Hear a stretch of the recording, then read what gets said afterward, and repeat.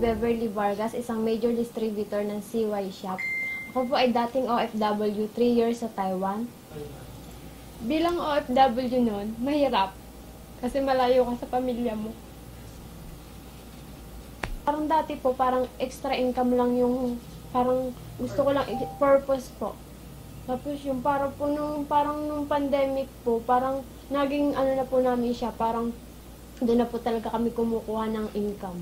Yung CY Shop, parang doon ko lang po na-realize yung pandemic na parang doon po namin na i-push na kailangan natin to, kailangan na ano. Kasi yung po kasi nung pandemic, parang marirealize mo na kahit may pandemic, may kita ka sa CY Shop eh. May drop shipping po kasi sila. Na kahit nasa bahay ka lang, wala kang ano, pwede kang kumita sir, basta masipag at matyaga ka lang sa customer. Yung bali po, naging gold member ako ng CY.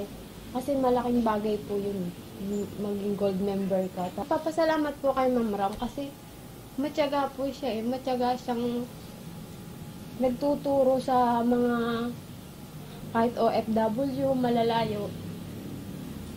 Parang salamat. Salamat talaga kay Ma'am Ram kasi madami din siya natutulungan. Hindi lang ako, mga OFW na malayo.